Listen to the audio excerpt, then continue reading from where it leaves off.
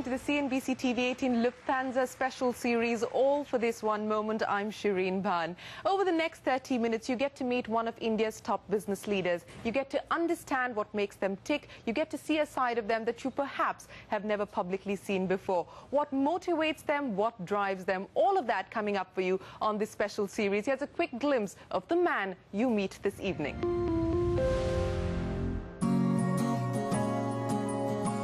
Rahul Bajaj, chairman of the Bajaj Group, took over the reins of the Bajaj Group in 1965, and under his stewardship, the turnover of the Bajaj Auto flagship company has risen from 7.2 crore rupees to over 10,000 crores. Today, the Bajaj Group has diversified interests ranging from automobiles, home appliances, lighting, iron and steel, insurance, travel and finance. Ladies and gentlemen, please put your hands together for our business legend this evening, the chairman of Bajaj Auto, Rahul Bajaj.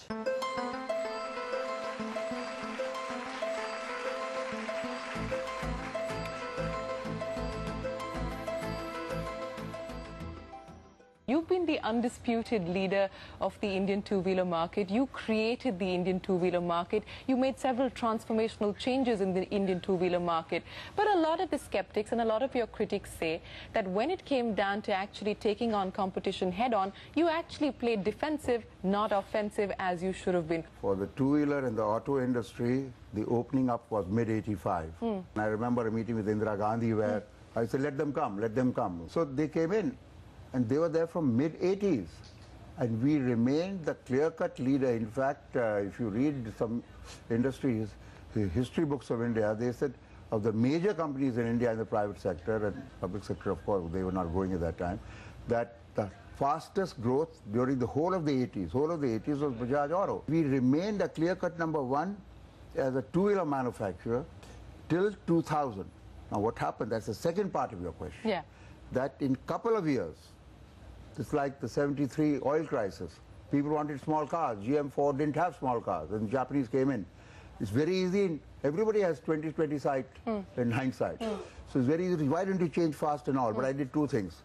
The year 2000 was, in fact, I in my chairman's statement called it a disaster year for Bajaj Auto. No chairman ever does that. 2 years it took to change, and then what I did, and that is a bit tongue-in-cheek, yes, I handed over the reins to my elder son.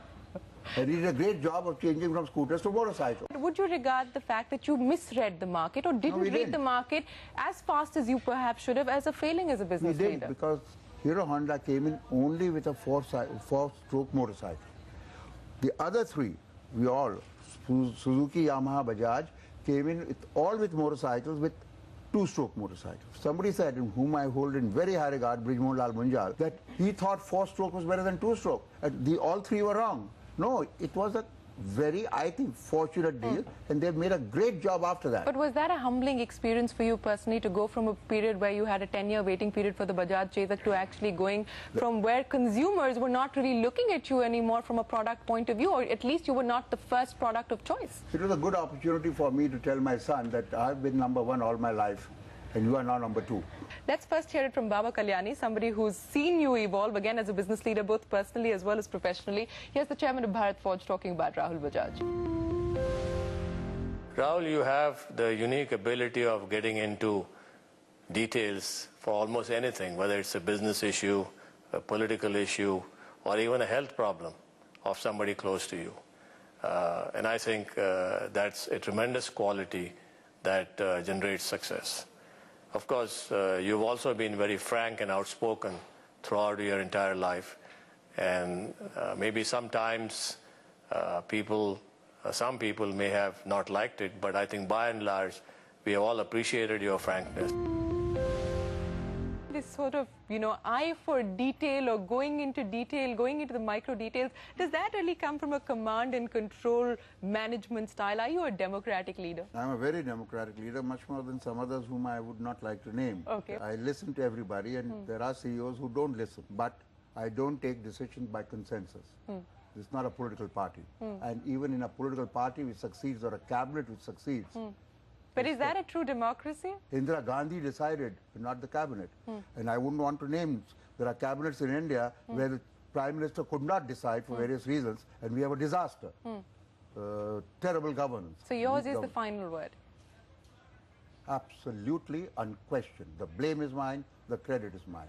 But I listen and then decide. You can't be in an ivory tower. What about change, and what about listening to, your sons perhaps when they tell you that they want to see changes? Because, we've seen and read and heard about the Chakan experiment. You resisted change. You battled change at that point in time. That's what the media said. I asked 20 questions. We are going to invest hundreds of crores. And there are people, very senior people, a guy called John Wallace, who agreed with me, to whom Rajiv listened all the time. He was a consultant from England. Many questions were asked, and that was my job as the chairman, to ask those questions. But he implemented it, fully supported by me. And anyway, let's make it obvious. Who made him the managing director? Let's get into the second point that Baba Kalyani made there, that you're really regarded as India's straight talker. We know from the media, we wait for sound bites outside press conferences because we know you'll perhaps give it as it is. Only stupid ass in the industrial field. I'm not saying that. I'm not saying any of these Everybody things. else. Now I'll quote you the names. My friends, Ratan Tata, Kumar Mangalam Birla, both the Amani brothers, Gautam Thapar, Sunil Bharti Mittal, some of them will be here. The shows. Name them. They're politically correct. Is that what you're saying? They are perfect. They're perfect. In every sense of the word. They are sensible. They are intelligent. So maybe they have something to get from the government. I don't ask anything. Okay, there comes another sort of comment that is going to be picked up on. There are a couple of people who have been not as much, but pretty good. Narayan Murthy. But I must admit, I sometimes become abrasive, which is bad, which is not my intention. People say arrogant, people say aggressive. People say abrasive, which is not the intention. Has it gotten you into trouble? Let me bring up a recent controversy now, because you've been quoted as allegedly having said that what Mamata Banerjee did in Singur was really for farmers and it wasn't politics. And that has perhaps been misunderstood, been misinterpreted. Mr. Ratan Tata has not come out in public and named anybody, but he has insinuated that there has been a corporate angle to this entire nano debacle in Singur. Have you been misunderstood? 100%. I'm not against Nano project. I'm a friend of Ratan Tata's. I have, except 10 days ago, 15 days ago in the Central Hall of Parliament, never met Mamata Banerjee. But I'm told the whole of Bengal or whole of Calcutta says I'm anti-Nano project. Now why? Let's get into that. Why? It will take away market from two scooters or motorcycles to the Nano project. Then I should be doing all the things against Hero, Honda and TVS. 2 years ago, there's an SCZ article by me in Economic Times op-ed page saying with many other things. Sure. Then I'm supported. That land acquisition should be handled. No acquisition by farmers. And then I was asked, is Mamata being political in doing this? Full answer was not given. But the answer was, which politician doesn't do vote bank politics in India? So she is also to that extent. But this revolution of hers is for farmers.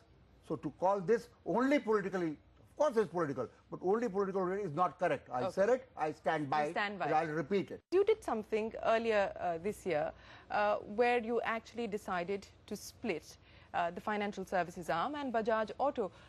While you said that it was done in the interest of shareholder value, it was done to unlock shareholder value, why didn't you go a step further? Why cloak it behind that and not be pragmatic and say, this is my succession plan? Because that was not the fact. Every FII was saying do that. It makes sense to focus the But it also makes sense from a succession planning point of view. Incidentally, one of the consequences was it really incidental? Was it really incidental? 100%. Yeah. Fair enough. Taken on board the fact that you have gone on record several times to say that it was done on account of unlocking shareholder value. But my point is, why be apologetic about the fact that you have an amicable succession plan in place? Who says I'm apologetic? It's a great consequence of that. In the same company, two brothers may not be able to work together. But if you say you did it for that, sorry, nonsense. Okay, this is a battle I'm not going to win. On that note, we'll take a quick commercial break. But when we return, we've got a surprise guest, somebody who's been observing Rahul Bajaj evolve as a business leader for many, many years. And join us on CNBC TV 18 and Lufthansa's All for This One Moment.